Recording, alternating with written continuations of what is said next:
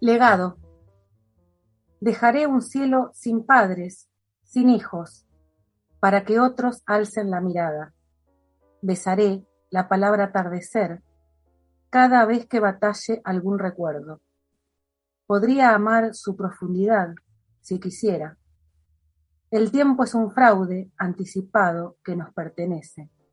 La triste amargura por las cosas solas. En estos viajes virtuales literarios que venimos haciendo en Restos Diurnos, en esta ocasión nos toca ir a la ciudad de La Plata, capital de la provincia de Buenos Aires, y ahí nos está esperando Cecilia Pontorno, quien nos acaba de compartir un poema y le damos la bienvenida. ¿Cómo estás?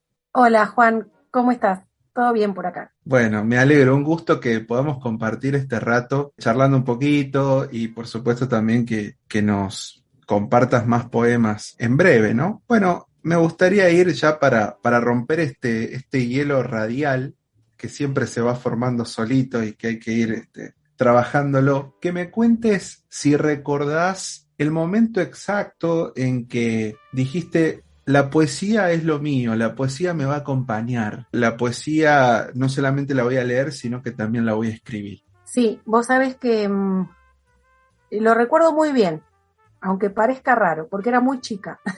Yo tenía 12 años cuando me encontré con la poesía a través de la biblioteca que tenía mi mamá en la casa y específicamente cuando me encontré con un libro de un poemario de Alejandra Pizarnik.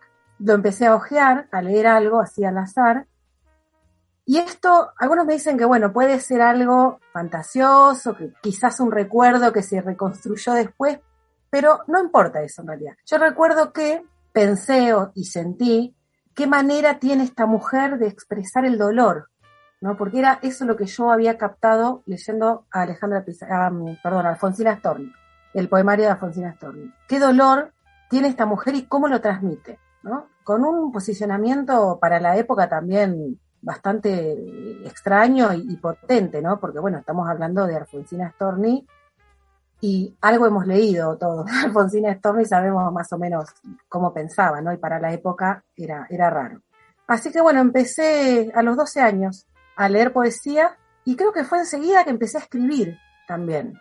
Creo que siempre tuve esa facilidad de captar lo que era, en general, ¿no? En general, lo que era un poema, ¿no? Quizás primero por, no sé, la forma, la estructura, lo que era un verso. No sé, yo miraba eso y me fascinaba cómo estaban puestas esas letras en un papel y además de lo que decía, ¿no? Pero cómo se cortaba una oración y pasaba a la siguiente y después había espacios. Bueno, eso lo empecé a ver de muy chica y lo empecé como a imitar, ¿no? A copiar. Y empecé a escribir mis primeros poemas.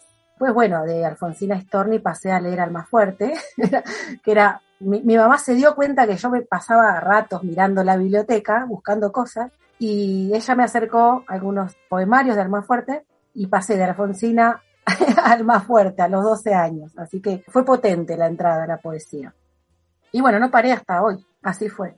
Alejandra y Alfonsina, ¿te siguen acompañando? ¿Las tenés ahí dando vueltas en la mesa de luz, en la biblioteca, en el escritorio de la computadora, o las buscás así de vez en cuando? Sí, mirá, con Alfonsina me pasa que es como, qué sé yo, ir a visitar a una tía que quiero mucho. Voy cada tanto a la biblioteca y busco algo, busco en internet y bueno, leo algo al azar. Y con Alejandra Pizarnik me pasa algo medio fuerte, me parece, depende cómo uno lo mire, pero me gusta leerla, pero hasta ahí no más, ¿no? Porque es muy, muy denso, lo que hizo es muy oscuro y hay que tener mucho cuidado con ese tipo de poesía. Para mí, ¿no? Es lo que yo pienso. Hay que tener cuidado porque es de una profundidad, o sea, se junta la profundidad y la oscuridad en la poesía, en un poema de Pizarnik, y es peligroso, me parece, ¿no? Uno tiene que estar, hasta te diría, anímicamente preparado para leer a Alejandra Pizarnik, no sé, como también leer a Pavese. Es poesía muy densa, muy oscura, muy elaborada, ¿sí? Muy compleja también, pero tiene esa cuestión anímica que yo creo que hay que tener cuidado.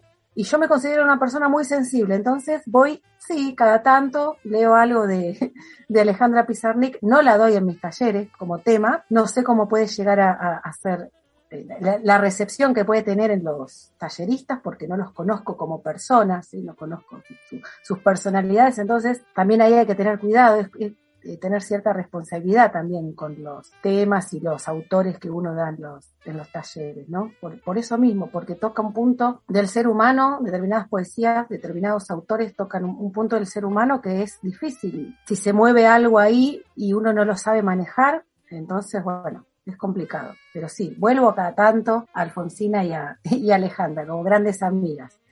Qué mágico lo que hace, lo que provoca la poesía, que es generar que uno dialoga con en este caso, autoras que ya no están hace mucho encima, que no podés ir a visitar o hablar o compartir un detalle de por qué escribió lo que escribió en algún verso, por ejemplo, y sin embargo considerarlo una amiga, una tía, alguien a quien visitar. La magia de la poesía. Bueno, quería que en este recorrido, como decías al principio, esto que decís te acompaña hasta ahora. Quisiera que hagamos como ese recorrido. Me interesa así de curiosidad de autoras, también de autores que después fueron apareciendo y que están aparte de ellas. Aparte de Almafuerte, no sé si Almafuerte siguió también como alguien recurrente o presente en vos, ya que lo nombraste, y qué libros había en la biblioteca que empezaste ya a agarrar más allá del consejo o la sugerencia que te podía hacer tu mamá, y también si considerás a la narrativa como una parte activa de tu poesía, es decir, que la uses como inspiración o para trabajar. En realidad con Almafuerte me pasó que es más nostalgia lo que me une, no lo retomé, no seguí leyendo. Mucho tiempo después, bueno, para, qué sé yo, preparar alguna clase especial, ahí sí, pero después así por el gusto de leerlo no. Y después, bueno, a lo largo desde esa época, desde los 12 años hasta ahora, a lo largo de 30 años, leí de todo y me interesé por distintos tipos de autores, sea de habla hispana, contemporáneos, otros que son ya, creo que no los conoce nadie, no sé. Poesía de todos los tiempos, de distintos países, de autores, de autoras, y me detuve, te podría decir, especialmente en la poesía del poeta peruano, que ya fallecido, César Vallejo, en la poesía de Neruda, y acá voy a abrir un paréntesis porque quizá no la poesía que conoce todo el mundo, y no 20 poemas de amor, sino poemas de Residencia en la Tierra, por ejemplo, o las odas que ha escrito Neruda, que también son magníficas. Bueno, después Olga Orozco también, pasé por toda la obra de Olga Orozco, que tiene nada más que 10, creo que son 10 los libros que hizo, y cada uno es un universo, literalmente. Entonces, me gusta meterme de lleno. Cuando quiero saber de qué se trata tal autor o tal estética o tal movimiento literario, me meto con todo. Me meto con todo y leo. Así que bueno, pasé por ahí, por Vallejo, Neruda, son los que más me gustan. Aparte vuelvo a cada rato, por ocio y también por trabajo, porque en mis talleres preparo, qué sé yo, a lo largo del año, Olga Orozco la vemos 3 veces, pero en distintos temas, qué sé yo. Está bueno regresar, ¿no? Como al estilo de lo que se hace en psicoanálisis, de la relectura que hizo, por ejemplo, no sé, Lacan sobre Freud. Bueno, yo soy profesora de psicología también, entonces te hago ese paralelismo. O sea, volver y hacer una relectura de autores que quizás conocí hace 20 años, ¿no? O 15 años, y volver ahora y hacer una relectura desde otra, también con otro saber, ¿no? Con otro posicionamiento, con otra mirada, con otra sensibilidad también. Y también me gusta leer a poetas que son, por ejemplo, también lingüistas. Y mi referente ahí es Mario Montalbán, ¿no? Que es un poeta, lingüista contemporáneo, peruano, que a mí leer a Montalbán, y me puso esta expresión porque es muy parecido, me voló la cabeza. Fue como en su momento leer a Alfonsina Storni o leer a César Vallejo un tiempo después. Así que bueno, leí bastante también de Montalbán y me gusta escucharlo en charlas, en YouTube hay un montón de videos, porque aparte, además de que me gusta su poesía, ¿sí? Lo que es un poemario, me gusta cómo trata la lingüística, cómo explica la lingüística, y yo me estoy formando todo el tiempo, soy una esponja, te diría, en lo que tiene que ver con la literatura, la escritura, la lingüística. Y entonces también me gusta eso, escuchar, leer poesía, y si también puedo escuchar al autor hablando, haciendo metapoesía, también lo voy a hacer, mucho mejor, mucho mejor. Y bueno, después de salir de la biblioteca de mi mamá, cuando empecé a tener un manguito yo, un poquito de plata yo, acá en La Plata hay un montón de librerías de libros usados. Y era pasar horas buscando libros de poesía o libros, ensayos sobre poesía, literatura, teoría literaria. Y bueno, y así me fui armando mi propia biblioteca y me fui haciendo mi propio bagaje de conocimiento, digamos, ya por mi cuenta, autodidacta. Y también con la narrativa, vos que me preguntabas sobre la narrativa la disfruto nada más. Leo por el placer de leer narrativa. Novelas no leo, no tengo paciencia para leer una novela, la verdad. Me tiene que atrapar mucho, pero muchísimo para leer una vez. Y narrativa sí, poco. Lo que voy encontrando, si tengo tiempo también.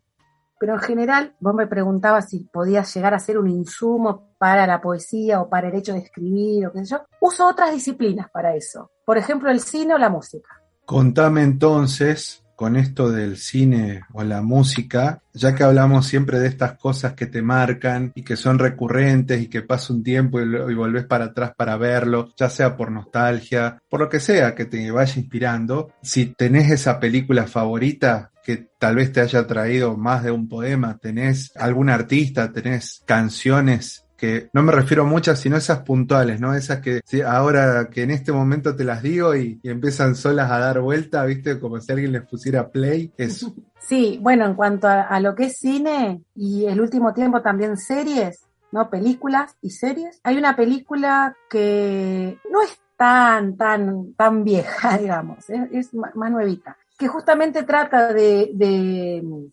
una persona común y corriente, entre comillas, que es poeta también, que es la película Patterson, bastante conocida, que está basada en la obra de Carlos Williams, un poeta imaginista. Y esa película yo te podría decir que más allá de que se trate, porque puede ser todo ficción, incluso que está basada en un poeta que existió realmente y demás, y aparecen poemas de este poeta que existió en la película, interpretados por el protagonista y demás, pero por ahí que sacamos eso, ¿no? ¿Cómo se desarrolla la película? ¿Cómo muestran, en principio, que cualquiera puede ser poeta? Que no es algo que, bueno, uno tiene que estudiar muchísimo. Hay que estudiar algunas cuestiones más formales, más técnicas, pero bueno, no es lo más importante. Y cómo eso me gusta, ¿no? Eso me engancha a esa película. ¿Cómo puede cualquiera ser poeta? De hecho, el protagonista es un hombre que maneja un colectivero, maneja justamente un micro, un colectivo, y bueno, y escribe. La película tiene una fotografía increíble también. Bueno, si pueden,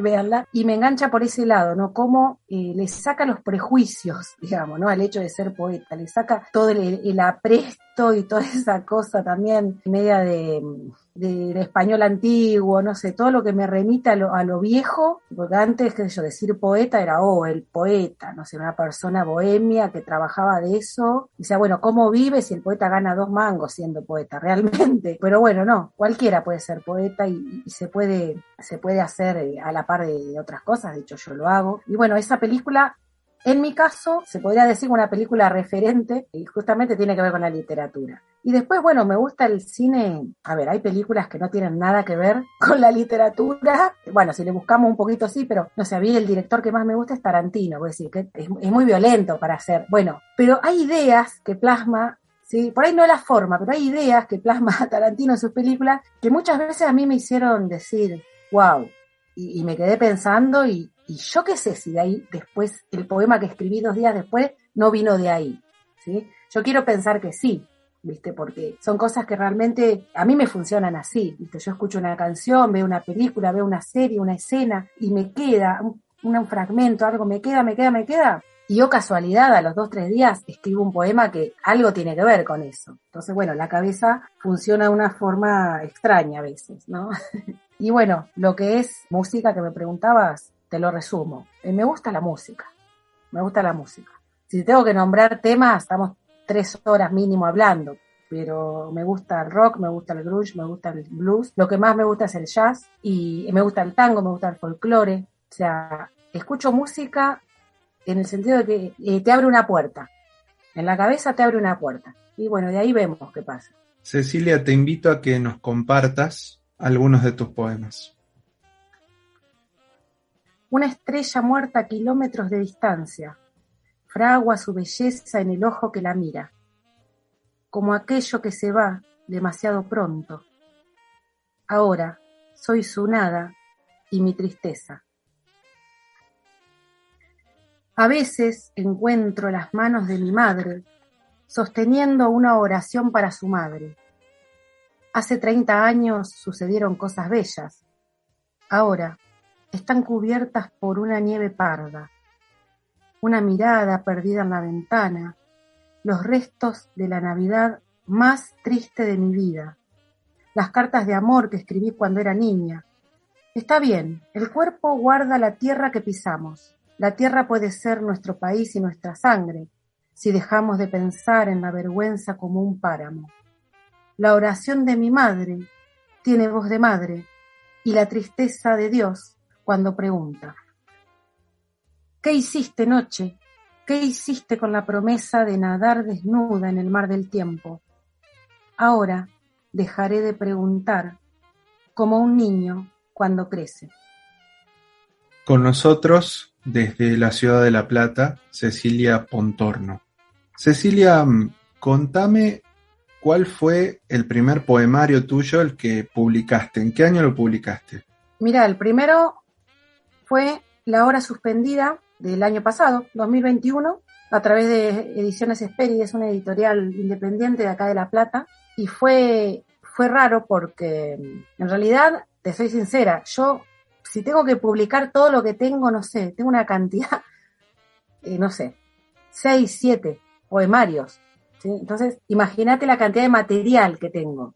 Seleccionar el material para este primer, que iba a ser el primero, era mostrarme al mundo como poeta. Y bueno, fue medio complicado elegir los poemas y bueno, después trabajarlos, qué cambiar, qué no. Y sí, fue muy lindo después tener el objeto libro, porque además la portada es una foto que saqué yo, el segundo también una foto que saqué yo, pero el primero es el fondo de la casa de mi abuela, que tiene un ciruelo que todavía está, y tiene una hamaca, y en esa hamaca jugábamos cuando éramos chicos, y bueno, hace juego con el título que es La Hora Suspendida, ¿no? Uno como queriendo quedarse en ese lugar de infancia, amacándose justamente en ese ciruelo, en esa hamaca del ciruelo. Te preguntaba esto, Cecilia, porque me llama la atención esto de que te ha acompañado la poesía toda la vida y que recién el año pasado decidiste, como decís vos, mostrarte como poeta. ¿Qué pasó ahí? Me da curiosidad saber por qué tardaste tanto. Esa sería la pregunta concreta. Mira, ya no tengo pudor de contarlo. Yo soy una persona muy vergonzosa y tímida. Entonces, tardé por eso en realidad, ¿no? Porque yo realmente escribo desde los 12 años y me fui perfeccionando sola. Y bueno, le mostraba por ahí a alguna amiga, sí, a mi mamá, le mostraba lo que escribía y les gustaba, pero no pasaba de ahí. Y yo creo que me parecía que estaba bien, ¿no? Hasta ahí me parecía que estaba bien que el público sea alguna amiga y mi vieja. Pero sí, realmente no sabía bien por dónde empezar también, porque una cosa es escribir y otra cosa es todo el proceso de corrección, edición, impresión, ¿no? Difusión, de hacer el laburo seriamente, ¿no? Y yo no sabía por dónde empezar, no tenía conocidos, no tenía contacto, no tenía nada. Eso también un poco me inhibió en esto de... Y bueno, fui juntando material. Lo que hice fue juntar material, escribir, a partir de, bueno, las experiencias de vida a lo largo de todos estos años. Y bueno, el momento fue hace 1 año y pico, que fue cuando saqué el primer libro, impulsada también por, bueno, esto de mostrarle a más gente, más personas lo que hacía y ver que caía bien, digamos, ¿no? Que me decían, bueno, no, ¿qué es esto? Dejá de escribir. Nada, caía bien. Y digo, bueno, voy a ver qué onda. Y bueno, ahí decidí publicar y fue maravilloso. Aparte en la presentación hice una presentación virtual porque fue en pandemia. Mi mamá, mis hermanos, nada, amigas de la facultad, amigas de la vida, gente que me sigue por las redes, que yo no sé quiénes son, y agradezco muchísimo que me lean, que se aguanten mi poesía, y bueno, y que también me acompañaron. Y bueno, eso fue el primer paso y no paré, después no paré. Qué bueno, Cecilia, que te animaste. Qué bueno que te animaste. Qué bueno que diste ese paso y que ahora ya está el segundo y que me decís que hay 6 o 7 dando vueltas y que seguro que en la corrección surgen otras cosas. Así que genial todo eso. Estimada Cecilia Pontorno, Yo te quiero agradecer muchísimo este rato que hemos compartido y bueno, ojalá que se dé alguna vez en un piso de radio compartir también otra parte de la charla, más poemas seguramente. Así que nuevamente muchas gracias y te invito a que cierres esta charla con el poema que vos quieras. Gracias a vos por la invitación y bueno, voy a leer el poema que abre mi segundo libro que salió hace poquito, que tiene prólogo de Jorge Curinao, el gran poeta patagónico y amigo. Bueno, y el poema dice así: como una gran máquina, esa continuidad de la palabra detrás de la palabra. La primera fue dolor, no me animé a escribirla. La segunda fue distancia. Quisiera tener el alma lentísima de quien espera.